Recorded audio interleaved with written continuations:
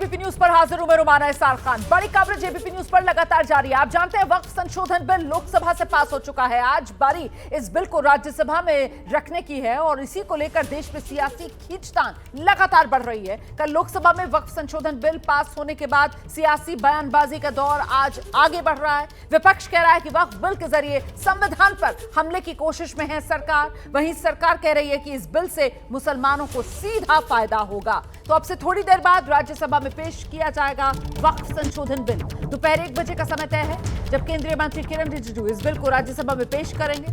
चर्चा के बाद वक्फ बिल पर राज्यसभा में वोटिंग होगी। आप जानते हैं कल लोकसभा में भी चर्चा हुई, 12 घंटे तक चर्चा चली और उसके बाद इस बिल को लेकर लोकसभा में भी वोटिंग हुई, जिसमें 288 पक्ष में और 232 विपक्ष में वोट पड़े और इस तरीके से ये बिल लोकसभा से पास हुआ। अब आज बारी राज्यसभा में बिल को पेश करने की और फिर राज्यसभा में दोपहर 1 बजे बिल पेश जब होगा उसके बाद बिल पर चर्चा शुरू होगी और अंत में वोटिंग के साथ बिल पर फैसला। वक्फ संशोधन बिल को लेकर चिराग पासवान का बयान सामने आया है। वो कह रहे हैं कि बिल संविधान विरोधी अगर है तो तथ्यों पर बात कर ले विपक्ष। वक्फ बिल पर विपक्ष ने सिर्फ और सिर्फ भ्रम फैलाने का काम किया।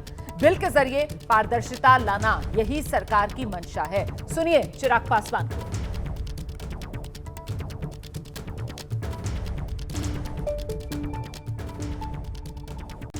केंद्रीय मंत्री चिराग पासवान बात करने के लिए हमारे साथ हैं। लोकसभा में बहुमत से पास हो गया वक्फ बिल, लेकिन सवाल उठ रहे हैं और सोनिया गांधी ने भी आज कांग्रेस पार्लियामेंट्री पार्टी की बैठक में कहा कि संविधान विरोधी है ये बिल और इसको थोपा गया है। अगर इतना ही संविधान विरोधी था, आप इनके इस बिल के मेरिट्स पे चर्चा करते ना।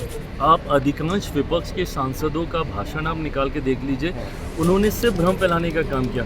मुसलमान विरोधी है, मुसलमानों को प्रताड़ित करने के लिए किया जा रहा है, उनकी ज़मीन छीनने के लिए किया जा रहा है। आप बताइए तो कि भाई कौन से क्लॉज के हिसाब से आप बोल रहे हैं कि ये सब चीज़ें की जा रही हैं। सिस्टम में अगर ट्रांसपेरेंसी लेकर आई जा रही है तो आपको लगता है कि आपसे आपका हक अधिकार छीना जा रहा है। हक अधिकार तो उन लोगों का छीना गया है, उन गरीब मुसलमानों का, मुट्ठी भर लोग जो इसके ऊपर कब्जा करके बैठे हैं। आज जब व्यवस्था को और ज़्यादा विस्तृत किया जा रहा है और ज़्यादा पारदर्शी किया जा रहा है तो इन लोगों को चिंताएं हैं।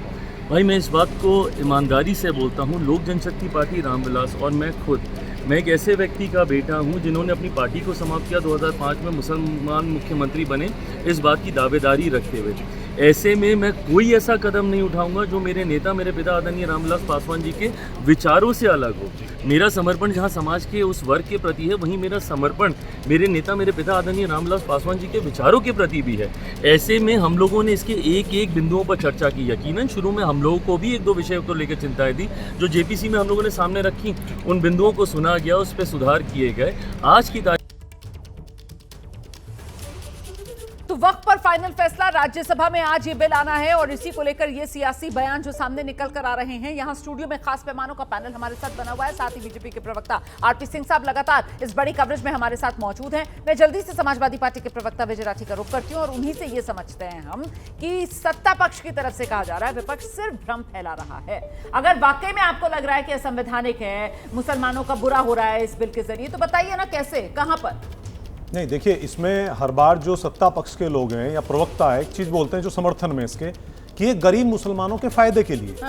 अगर गरीब मुसलमानों के फायदे के लिए तो मैं एक उदाहरण देना चाहता हूं छोटा सा। एक मौलाना आजाद फेलोशिप चलती थी जो गरीब बच्चे मुस्लिमों के पढ़ते थे। 2023 में स्मृति ईरानी जी ने उसको बंद कर दिया, बाकी फेलोशिप चलती रही। मतलब जो ये काम कर रही है सरकार वो तो कर रही है मुस्लिम विरोधी और बिल लेके आ रही है मुस्लिमों के पक्ष में।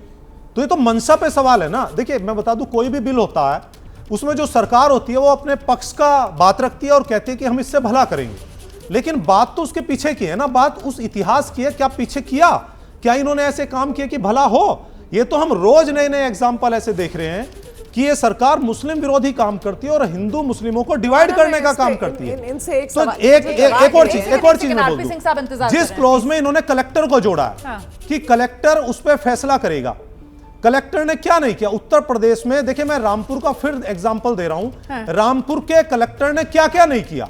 कुछ ऐसी चीजें भी कर दी कि जो झूठी और जाकर के हाई कोर्ट में वो नहीं रुकी, उन पे जमानत मिली आदरणीय आजम खान साहब को। तो कलेक्टर तो ऐसा टूल है इनके पास कि उसको क्लोज में जोड़ दें और कुछ भी आप करा लें, लेकिन देखिए सवाल हमारा इनकी मंशा है। मेरी बात सुनिए, जी। आप सिस्टम से बाहर तो नहीं जा सकते हैं ना। अब रेवेन्यू का काम अगर देखना है तो फिर अधिकारी को ही देखना होगा वहां पर, इसीलिए उसको जिम्मा दिया गया है। रेवेन्यू का काम उसी को देखना होता है ना सर। अच्छा मुझे एक चीज हाँ, बताइए आप, हाँ, हाई कोर्ट के जज बनाए इन्होंने, हाँ। मैं पूरा एग्जांपल दे रहा हूं बिल्कुल साफ। हाँ। मेरठ के एक आरएसएस के बहुत बड़े पदाधिकारी सोशल मीडिया पे डेली पोस्ट करते थे अपनी जो पार्क में घूमते थे शाखा की, उनको हाई कोर्ट का, इलाहाबाद हाई कोर्ट का जज बना दिया। नेक्स्ट डे सोशल मीडिया से उन्होंने अकाउंट डिलीट कर दिया।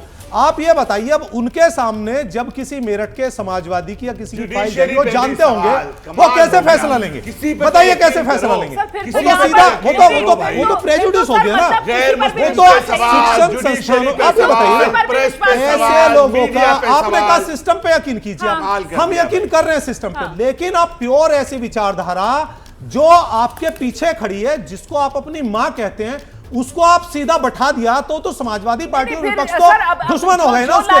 कैसे न्याय कर सकते हैं हम, और कैसे न्याय का डिमांड कर सकते हैं हम ये उसके तो लिए? फिर कल को आप सुप्रीम कोर्ट के जज पर सवाल उठा दो, उसका तो कोई अंत ही नहीं है नहीं, सर। मैं आरपी सिंह साहब का रुख करूंगी, लेकिन आपने जो शुरू में बात कही थी ना सर, क्योंकि हमें समझना होगा हम किस मुद्दे पर चर्चा कर रहे हैं, हमें अपनी चर्चा को थोड़ा सीमित रखना होगा। आरपी सिंह सर, यहां पर एक बात बार बार निकल कर आ रही है जो विपक्ष की तरफ से कहा जा रहा है कि सत्ता पक्ष जो कह रही है कि साहब मुसलमानों के भले के लिए हम ये काम कर रहे हैं, तो सत्ता पक्ष कह रहा है कि साहब ये दलील ही सरकार की हलक के नीचे से नहीं उतर रही है कि बीजेपी और मुसलमानों का भला।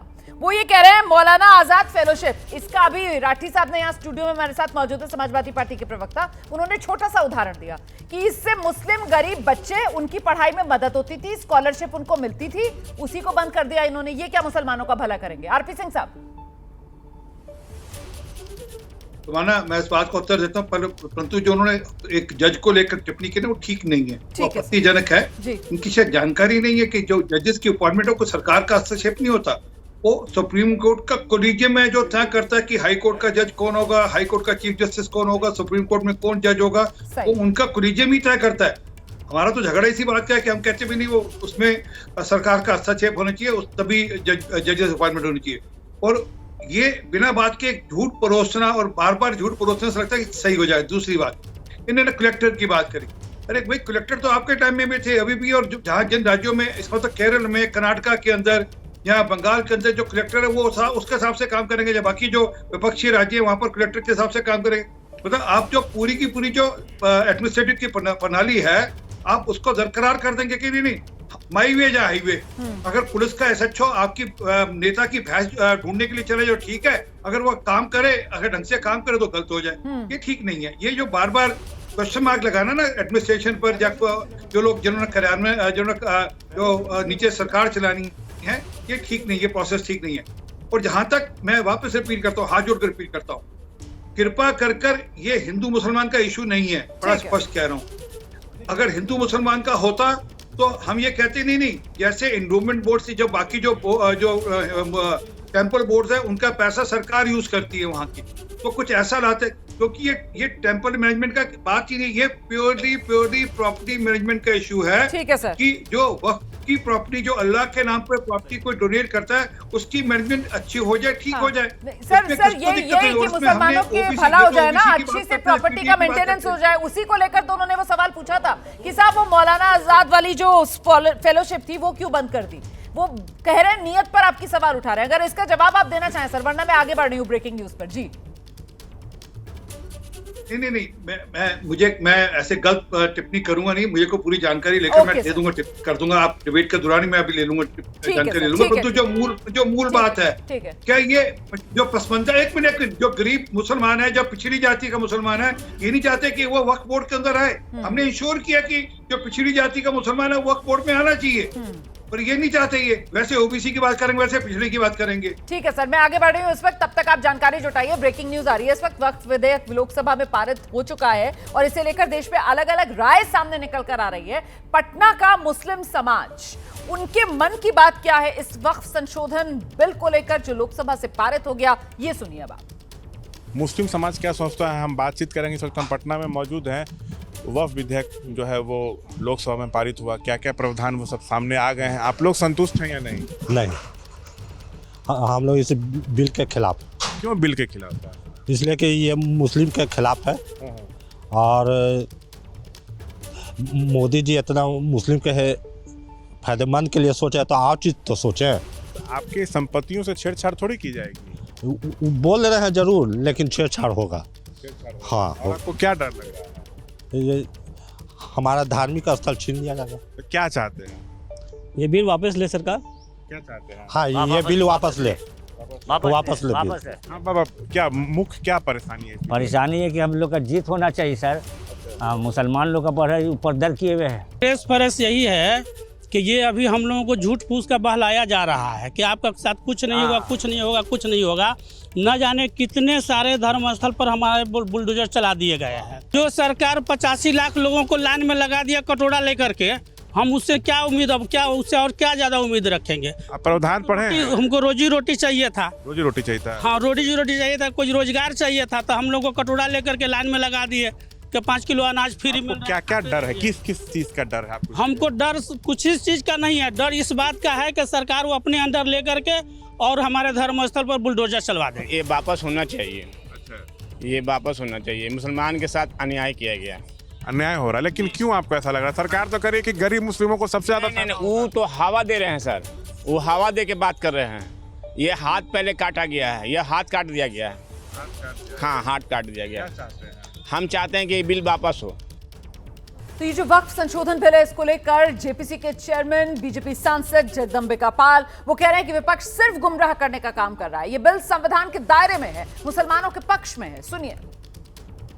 पक्ष के तमाम बड़े नेता, सोनिया गांधी का पहले एक बयान सामने आता है कि संविधान के खिलाफ है, तुष्टीकरण के लिए मुस्लिमों के अधिकार छीने गए हैं इस बिल को पास करके। देखिए, तुष्टीकरण तब हुआ था जब 2014 का लोकसभा का चुनाव का मॉडल कोड ऑफ कंडक्ट 5 मार्च को लग रहा था। 2 मार्च को कांग्रेस यूपी की सरकार ने कैबिनेट करके गवर्नमेंट ऑफ इंडिया की 123 प्रॉपर्टी जो ब्रिटिशर्स ने 1911 में कंपनसेशन दे करके लिया था, उसको 1970 में वक्फ बोर्ड ने क्लेम किया, उसको वक्फ बोर्ड देने का था। वो तुष्टीकरण था। आज ये जो कल बिल लोकसभा में पास हुआ है, ये बाबा साहब अम्बेडकर के संविधान की मूल महात्मा है, जो उन्होंने कहा था पसमानदा को, गरीबों को। पहली बार वक्फ बोर्ड में पसमानदा को, ओबीसी को, गरीब को, सबको वहाँ रिप्रेजेंटेशन मिलेगा। अभी तक तो केवल वक्फ की प्रॉपर्टी का मुतवल्ली फ़ायदा। और कल गृह मंत्री अमित शाह जी ने जब स्पष्ट कर दिया कि मुतवल्ली मुसलमान होगा, वक्फ होगा, वाकिफ मुसलमान होगा, हम केवल उसके रखरखाव को देखेंगे, उसके इनकम से गरीब को फ़ायदा मिले उसकी ऑडिट कराएंगे, तो एक स्टैच्यूटरी बॉडी पे। इसके बाद भी जिस तरह से ओवैसी ने बिल फाड़ा है, ओवैसी उनकी सहमति हो सकती है, विरोध कर सकते हैं, खिलाफ वोट दे सकते हैं, लेकिन कोई अधिकार नहीं है कि किसी चुने हुए जनप्रतिनिधियों के द्वारा बहुमत की सरकार के उस विधेयक को फाड़ें। अनकॉन्स्टिट्यूशनल काम किया। निश्चित तौर से कल लोकसभा में कहते थे सरकार गिर जाएगी, लेकिन आपने देखा सारे सहयोगी दल हमारे साथ जेपीसी में भी वोट किए थे, यहाँ भी वोट किया, इसी तरह से आज राज्यसभा में। सर बस एक सवाल और सर बस एक सवाल। संजय राउत कह रहे हैं कि जमीन जो है बेच लेगी सरकार अगर जो है वक्फ इस तरह से अपने कब्जे में लेकर के। कल गृह मंत्री जी ने साफ कह दिया, बताएं तो किस क्लास में जमीन बेच लेगी। उस जमीन को जो अभी मुतवल्ली बेच रहे थे, जिसका फायदा गरीब को मिले, उसका एक अच्छा ट्रांसपेरेंट एडमिनिस्ट्रेशन हो। आइए जल्दी से एक रिएक्शन लेते हैं। यहाँ पर हाजी नाजिम खान हमारे साथ लगातार स्टूडियो में बने हुए हैं। तो समझ क्यों नहीं आ रहा है मुसलमानों को, जो सरकार समझा रही है कि साहब बिल संविधान के दायरे में, बिल मुसलमानों के हक में। हाँ रोमाना जी, देखिए बार बार मुस्लिम गरीब तबके की बात हो रही है और ये कहा जा रहा है कि ये मुस्लिम गरीबों के लिए है, हाँ। मुस्लिम यतीमों के लिए है। तो भाई मुस्लिम गरीब ही है क्या हिंदू भाई भी गरीब नहीं है? अगर हिंदू भाई भी गरीब है तो फिर आप आश्रम के पास कितनी ज़मीन है, मठ के पास कितनी ज़मीन है, तो भाई उसको भी दायरे में लेकर आए, ताकि हमारे हिंदू भाई जो गरीब तबके के, उनको भी इसी तरीके की खुशियां मिल सके, जिस तरीके की बार बार बातें कर रहे हैं कि मुस्लिम गरीब बच्चों को, मुस्लिम परिवारों को राहत मिलेगी, खुशी मिलेगी। हम भी चाहते हैं कि हिंदू भाइयों को भी खुशी मिले। सुन तो लीजिए, जिस तरीके से मुसलमानों के लिए वक्फ बोर्ड है, हिंदुओं के लिए कोई संपत्ति बोर्ड है नहीं ना, कोई एक जो पूरे देश में लागू हो, ऐसा है ही नहीं कोई। हाँ देखिए रोमाना जी, अभी आपने कहा कि हिंदू भाइयों के पास कोई बोर्ड नहीं है, तो फिर ये हिंदू भाइयों को खुश करने में क्यों लगे हुए कि मुसलमानों को हम देखिए बार बार उनके जो मौलिक अधिकार है उनको जिस तरीके की बात करते हैं, संविधान की भी बात करते हैं, और लेकिन हम लोगों के जो मौलिक अधिकार है उसके साथ कहीं ना कहीं छेड़छाड़ की बात करते हैं। एक मिनट, आप ये कह रहे हैं, सरकार कह रही है कि साहब ये जो संशोधन किया जा रहा है ये मुसलमानों के हित में किया जा रहा है, मतलब मुसलमानों को फायदा पहुंचाने के लिए किया जा रहा है। आप उल्टा कह रहे हैं कि ये हिंदुओं को खुश करने के लिए ये वक्फ संशोधन बिल सरकार लेकर आ रही है। आप ये कह रहे हो कि हिंदुओं को खुश करने के लिए ला रही है? हाँ बिल्कुल रोमाना जी, देखिए मैंने इसलिए कहा कि हिंदू भाइयों को खुश करने के लिए कि हाँ देखिए वक्फ बोर्ड के पास किस तरीके की जमीन है, एक नैरेटिव सेट करके जिस तरीके से बताया गया और ये कहा गया कि जहां पे भी वो जमीन पे हाथ रख देता जमीन उसकी हो जाती है, इस तरीके का एक नैरेटिव सेट करा गया वक्फ बोर्ड के नाम पर। और दूसरी बात, मुसलमानों की छवि किस तरीके से खराब करने की कोशिश करी जा रही है और बताया जाता है कि यहां वक्फ बोर्ड की जमीन पे ज्यादा से अधिकार किनके, मुसलमानों के, मुतवल्ली द्वारा मुसलमानों को दिए गए, इस तरीके का भ्रम भी है। और देखिए हमारे यहां सादा भाई भी बैठे, अब बार बार वो एक सीबीआई जांच की मांग कर रहे थे, तो भाई हम कहते हैं कि आप जितने भी धार्मिक स्थल हैं भाई, जितनी भी जमीनें हैं सब पे सीबीआई की जांच करवा दीजिए, पता तो चले कि हाँ देखिए वक्फ बोर्ड के पास कितनी जमीन है और जो धार्मिक जो है आश्रम वाले मठ वाले उनके पास कितनी जमीन है, सबकी जांच होनी चाहिए, दूध का दूध पानी का पानी होना चाहिए। लेकिन यहां पर सिर्फ और सिर्फ नजर सिर्फ दो पे है, भारत के मुसलमान और भारत की वक्फ बोर्ड की जमीन, सिर्फ यही दो नजर है। फिर मुझे वही बात याद आ जाती है कि चलती बंदूक के दहाने पे हमको मालूम है हम निशाने पे। तो रोमाना जी हम लोग तो हमेशा निशाने पे रहे। अब देखने वाली बात यह है, आप ये कह रहे हैं कि मुसलमानों का अहित होने वाला है, इससे सरकार की मंशा सही नहीं है। मैं आगे बढ़ रही हूँ जल्दी से, उसके बाद रिएक्शन लूंगी मैं इस पर। वक्फ संशोधन बिल कल देर रात लोकसभा से पास हुआ, इसे राज्यसभा में पेश करने की तैयारी है। मुंबई का मुसलमान समाज इस वक्फ संशोधन बिल को लेकर खुशियां जता रहा है। हमारे संवाददाता मृत्युंजय सिंह की एक रिपोर्ट आपको दिखा देते हैं। लोकसभा में बहुमत से ये वक्फ संशोधन बिल पास हुआ। मुस्लिम समाज के लोग इसके बारे में क्या सोचते हैं, हमारे साथ ऐसे ही व्यक्ति हैं। क्या नाम आपका? मेरा नाम अब्दुल बारी खान है। अब्दुल भाई, हमें बताएं कि कल आपने देखा होगा 12 घंटे चर्चा चली, सभी नेताओं ने कहा, क्या कहना चाहेंगे? बिल तो पास हुआ लोकसभा से। जी, ये बड़ी खुशी की बात है जो बिल में तरमीम किया गया। इससे पहले तकरीबन 50 सालों से दूसरी हुकूमत थी, गुज़िश्ता जो हुकूमत थी वो हुकूमत के लोगों ने ऐसे ऐसे महकमों को रखे थे कि जिसकी वजह से लोग जो है लैंड माफिया जो है लैंड को बेच दिया करते थे। आज नरेंद्र मोदी जी के सरकार में उसमें तब्दीली लाई, कानून को सख्त किया गया ताकि आगे चल करके कोई इस लैंड को बेच ना सके। लोगों को मतलब ऐसा गलत अफवाह फैलाई गई है तो उसको लेकर लोग आज मतलब दहशत में है कि हमारी प्रॉपर्टी है, हमारे बाप दादाओं की प्रॉपर्टी है, ये सारी चीज़ें छीन ली जाएंगी, बट ऐसा है नहीं। इस पे जो माफिया जो बैठे हुए थे इनके ऊपर अपना हुक्मरानी जमा रहे थे, इनका सारा खुलासा कुछ 1-2 महीने में लगता है मुझे कि सब ओपन हो जाएगा, दूध का दूध पानी का पानी हो जाएगा, तो सारे लोगों को इसकी जानकारी मिल जाएगी क्या गलत है क्या सही है। पर ये बहुत ही स्वागत योग्य है और ये बिल इतना अच्छा है कि मुझे लगता है कि जो हमारे विरोधी हैं वो भी इसके खिलाफ कुछ नहीं बोल पाएंगे।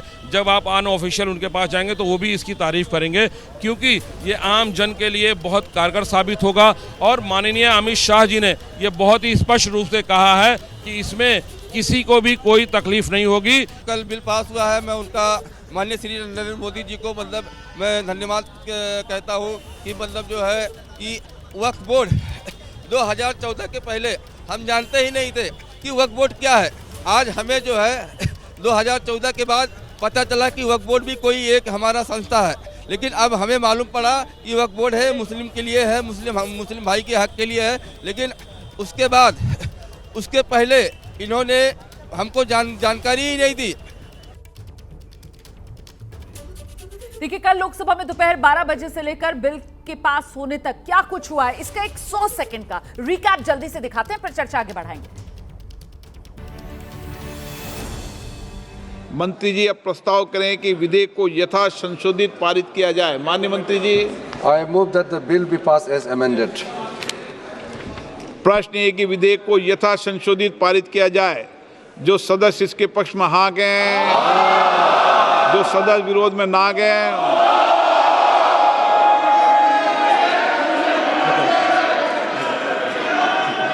लॉ भी क्लियर है।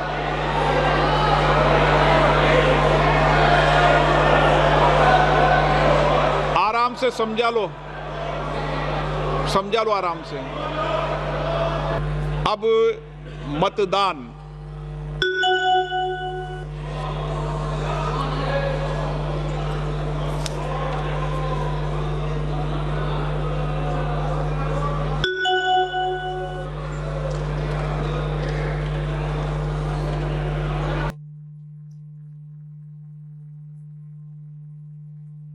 खास मेहमान यहाँ स्टूडियो में हमारे साथ लगातार बने हुए हैं। इसी मुद्दे को लेकर हम चर्चा कर रहे हैं यहाँ पर। और जो सवाल अभी पूछा गया था, शादाब शम्स साहब से मैं गुजारिश करूंगी कि वो जरा जल्दी से इस पर जवाब देंगे हमें। जो नाज़िम साहब की तरफ से सवाल उठाया गया था, शादाब साहब सवाल ये बड़ा हो जाता है कि मुसलमान यकीन नहीं कर पा रहा है, और कल विपक्ष की तरफ से भी एक आ गया कि साहब ये जो कानून सरकार लेकर आ रही है संशोधन, उसमें बाकायदा उन्होंने कहा कि ये डिफेम करने के लिए, मतलब मुसलमानों को बदनाम करने के लिए, कि वक्फ को इतनी ताकत थी कि जिस जमीन पर वो उंगली रख दे वो वक्फ की हो जाती थी। उन्होंने कहा डिवाइड करने के लिए, कि समाज को बांटने के लिए, हिंदू और मुसलमान के बीच कहीं ना कहीं वो एक दरार डालने के लिए सरकार ये कानून लेकर आ रही है। इस पर जवाब दीजिए। बिल्कुल नहीं, देखिए झूठ मत फैलाइए। मैं कह रहा हूँ गरीब मुसलमानों के हक में सरकार इस कानून को लेके आ रही है। मैं बड़ी जिम्मेदारी से इस बात को कह रहा हूँ कि मैं एक मजबूत मुसलमान हूँ, अल्हम्दुलिल्लाह 3 बार हज किए हैं।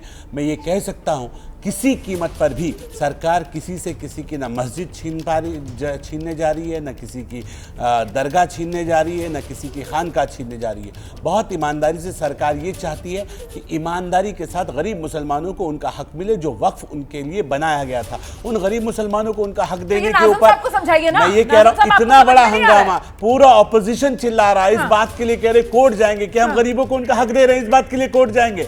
इस बात की नाराजगी है कि हम गरीब मुसलमानों को उनका हक दे देंगे, इस बात के लिए हमारे पुतले दहन करोगे, इस बात के लिए हमें गालियां दोगे कि ये सरकार गरीब मुसलमानों को उनका हक देना चाहती है।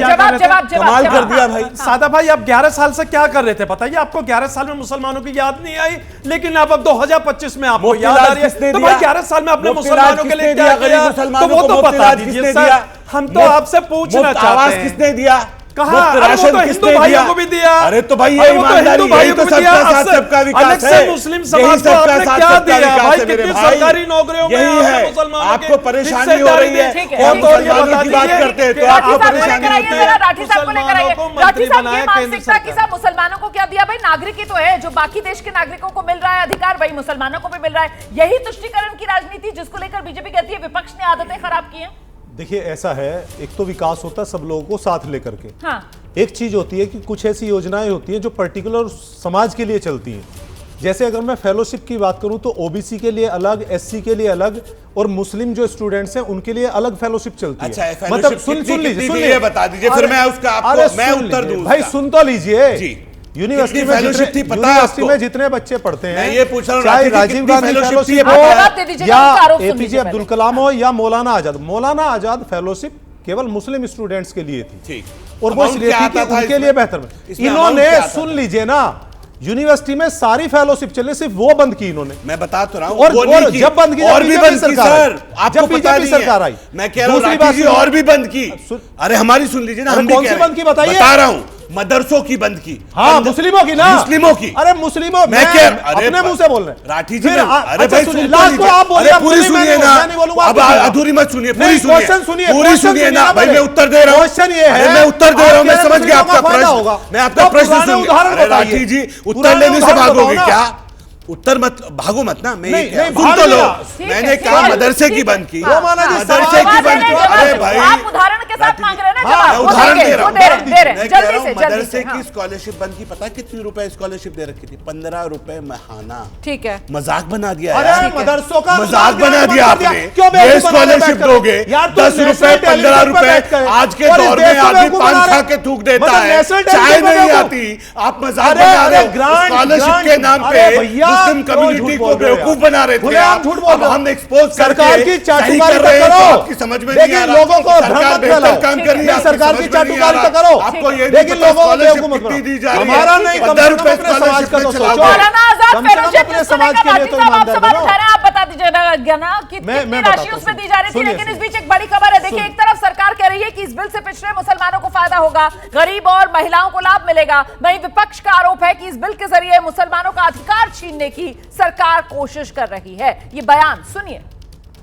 वक्फ बिल, उम्मीद जिसकी हम बात करते हैं, एक नई आशा है इससे, क्योंकि जो मुस्लिम समुदाय के बच्चे हैं, महिलाएं हैं, वो गरीब मुस्लिम परिवार जिनको इसके लाभ से दूर रखा गया, और 1995 के बाद 2013 में जब इसमें संशोधन किए गए तो इतनी ताकतें दे दी गई कि मात्र 200 लोगों के हाथ में है, 2 लाख करोड़ रुपए से ज्यादा की संपत्ति, और इसमें जिस तरह का भ्रष्टाचार एक के बाद दूसरा राज्य, भारतीय जनता पार्टी पारदर्शिता और जवाबदेही लाना चाहती थी, जिससे भ्रष्टाचार बंद होता तो कांग्रेस और इनके सहयोगियों की दुकान बंद होती।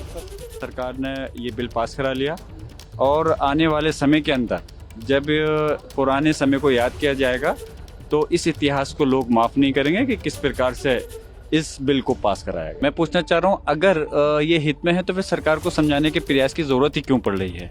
अगर ये हित में है तो ऐसी चीज़ सामने ही क्यों आई कि क्यों लोगों को सरकार को ये समझाना पड़ रहा है कि ये उनके विरोध में नहीं है, उनके हित में है। राज्यसभा में आएगा तो पूरा प्रयास करेंगे कि वो उसको वहाँ रोक सके, अदरवाइज़ अगर पास होता है तो उसके बाद में हम इसकी लड़ाई को जो हमारी तंजीमें हैं समाज की, जो जिस तरह से इसको लड़ना चाहती हैं, सड़क पर लड़ना चाहती हैं, तो हम तब भी साथ रहेंगे और ज़रूरत पड़ेगी तो न्यायालय भी जाएंगे। और जेडीयू ने कल लोकसभा में वक्फ संशोधन बिल के समर्थन में वोट दिया। जेडीयू की तरफ से लोकसभा में बोलते हुए ललन सिंह ने बिल के पीछे के विजन और मंशा की जमकर तारीफ की। अब जेडीयू के जो मुस्लिम नेता हैं वो उनकी नाराजगी सामने आ रही है। जेडीयू के महासचिव हैं गुलाम रसूल बलियावी, वक्फ बिल को लेकर वो निशाना साध रहे हैं। कह रहे हैं कि बिल की कॉपी मिलने के बाद मुस्लिम संगठनों की बैठक बुलाई जाएगी। रात पार्लियामेंट में सब के सब नंगे हो गए और ये वाज़ेह हो गया कि अब कॉमनल और सेकुलर और कॉमनल दोनों में कोई फर्क नहीं है। रात लोकसभा में बिल पेश हुआ है, पास हो गया है। अब उसमें पूरी बिल की कॉपी नहीं आई है, सामने आ जाए अदारे शरिया का, फिर दानिश्वरों का, उलमाए ज़वील एहतराम का, खानकाहों के सज्जादागान की एक मीटिंग बहुत जल्द होगी और पूरी ताकत के साथ उस वक्त तक इदारी शरिया लड़ेगा अपने उलमा अवाम को लेकर जब तक के पुख्ता और मुस्तहकम औकाफ के अमलाक के तहफ़्फ़ुज़ की राह में निकल जाए। वक्फ संशोधन बिल को लेकर जेडीयू के कार्यकारी अध्यक्ष संजय झा का भी बयान आ गया है। वो इस बिल से पिछड़े मुसलमानों का फायदा होगा, इस बात को दोहरा रहे हैं। और साथ ही उन्होंने गुलाम रसूल, उन्हीं की पार्टी के नेता का जो बयान आया है उस पर भी प्रतिक्रिया दी और कहा कि जिसे भी किसी तरीके का भ्रम है समय के साथ खत्म हो जाएगा। संविधान के खिलाफ जा रहा है ये बिल बिल्कुल सही आया है। सरकार को धन्यवाद देते हैं। स्वागत योग्य स्टेप रहा सरकार का। खास करके जो पसमानदा मुसलमान हैं, वो मेजॉरिटी मुसलमान जो गरीब और अति पिछड़े समाज के मुसलमान हैं, उनको कोई अधिकार नहीं था, उनके रिप्रेजेंटेटिव नहीं होते थे। पहली बार प्रधानमंत्री नरेंद्र मोदी जी की सरकार ने उनको वक्फ में रिप्रेजेंटेटिव दिया है और जो दान जिस पर्पस के लिए किया जाता था, चैरिटी के लिए, वो सही जगह अब लगेगा।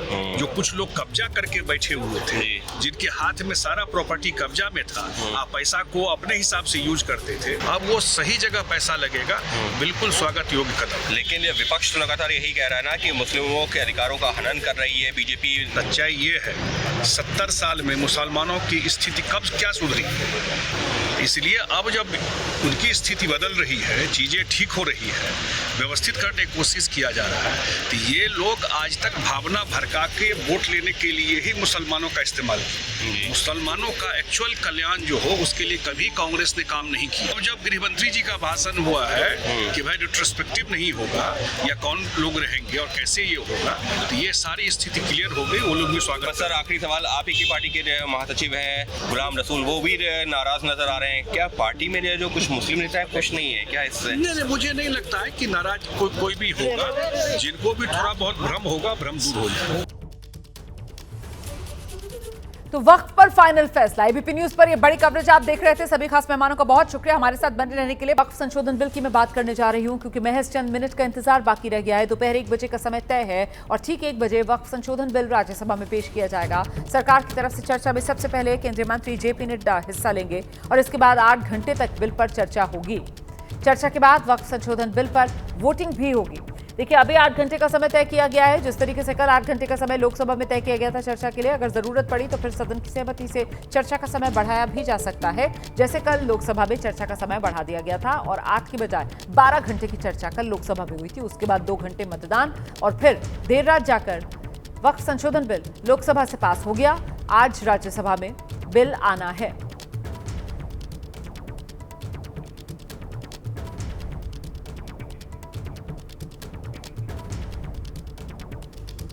लोकसभा में वक्फ संशोधन बिल पास होने पर यूपी के मंत्री दानिश आजाद अंसारी ने खुशी जाहिर की है। दानिश आजाद अंसारी कह रहे हैं इस बिल से मुसलमानों को फायदा होगा। विपक्ष राजनीतिक फायदे के लिए इस बिल का विरोध कर रहा है। सुनिए। जो तमाम लोग हैं उनका ये मानना है, तमाम अलग अलग जो राजनीतिक दल हैं, तमाम मुस्लिम संगठन हैं, कि उनका जो अधिकार है वो कहीं ना कहीं छीना गया है और वो इस बिल की मुखालफत कर रहे हैं। देखिए, इस बिल का विरोध करने का कहीं से कोई तात्पर्य नहीं बनता। वक्फ अमेंडमेंट एक्ट आज मुस्लिम समाज के डेवलपमेंट के लिए बहुत एक मील का पत्थर साबित होगा, मुझे पूरा विश्वास है। इस अमेंडमेंट के आने के बाद वक्फ की संपत्तियों का जो मिसमैनेजमेंट होता था, जो मिसहैंडलिंग होती थी, वो तमाम चीज़ों में रुकावट आएगी। आज जिस तरीके से वक्फ की संपत्तियों का इस्तेमाल मुस्लिम समाज के डेवलपमेंट के लिए होना चाहिए, उस तरीके से नहीं हुआ है। जिस तरीके से मुस्लिम समाज के वेलफेयर के लिए वक्फ की संपत्तियों का इस्तेमाल होना चाहिए, वो चीज़ नहीं हुई। आज हमारा ये मानना है कि आम मुसलमानों के हितों की रक्षा करने के लिए मोदी सरकार को आगे आना चाहिए। अगर वक्फ बोर्ड में मुस्लिम महिलाओं का पार्टिसिपेशन बढ़ेगा तो उसमें कोई गलत नहीं है। वक्फ बोर्ड में अगर पासमानदा मुसलमानों का पार्टिसिपेशन बढ़ेगा, कहीं कोई गड़बड़ नहीं है।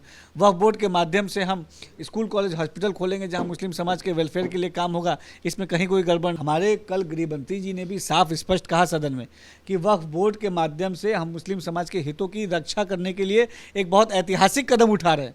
और मुझे लगता है कि जो भी इसका विरोध कर रहे हैं वो या तो वो सही से इस अमेंडमेंट को उन्होंने पढ़ा नहीं है, या तो उनके नियत में मुसलमानों की तरक्की नहीं है। और इस पर उद्धव ठाकरे की प्रतिक्रिया आ रही है, जरा सुन लेते हैं क्या कह रहे हैं। कि ये मुस्लिम जो है ऐसे वैसे और बाद में उनके यहाँ जाकर ईद की पार्टी मनाते हो, तो क्या आप कहना क्या चाहते हो? जो आता है ना कभी, अरे कहना क्या चाहता है, वही तो मैं कहता हूँ।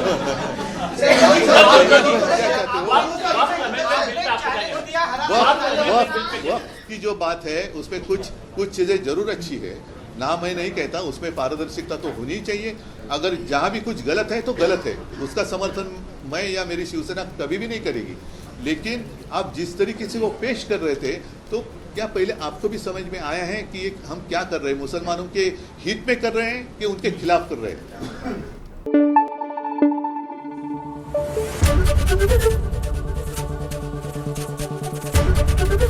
एबीपी न्यूज आपको रखे आगे।